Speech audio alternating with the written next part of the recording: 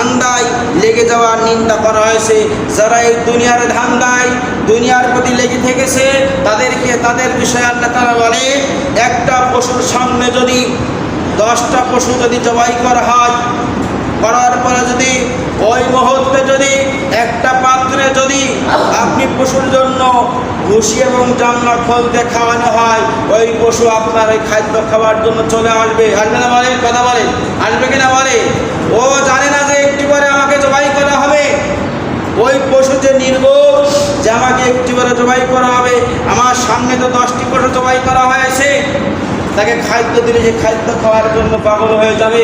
তেমনভাবে দুনিয়ার এমনই মানুষ আছে যারা খাদ্য খাওয়ার জন্য ছুটে আসবে, কিন্তু অথচ একটু পরেই তাকে যে জবাই করা হবে ওই পশু বুঝতে পারছে না। বুঝতে পারে? ও যদি বুঝতে পারতো তাহলে ওই পশুকে 10 জন খেলো, 100 জন মিলে ওই পশুকে ধরে রাখার ক্ষমতা কারো ছিল না, যদি এই পশু বুঝতে পারতো।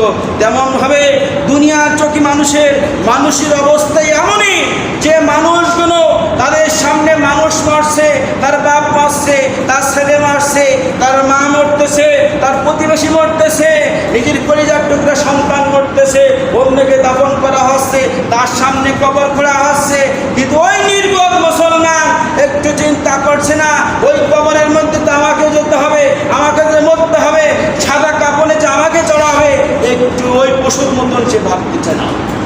কথাকে বুঝাইতে পারলাম? বলে বুঝাতে পারলাম?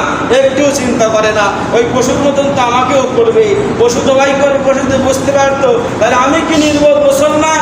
আমার সামনে সব করতেছে মুসলমানরা, সাদা কাপড় পরাচ্ছে, মৃত্যু হচ্ছে, মাটি দিতেছি, কিন্তু আমি একটিবারের জন্য আল্লাহর হুকুমগুলো মানতেছি না।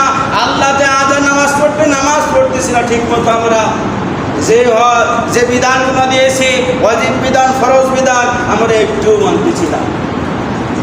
মানতেছি বলে আমাদের মানতে হবে, আমরা তো ওই পশুর মতো নির্বোধ।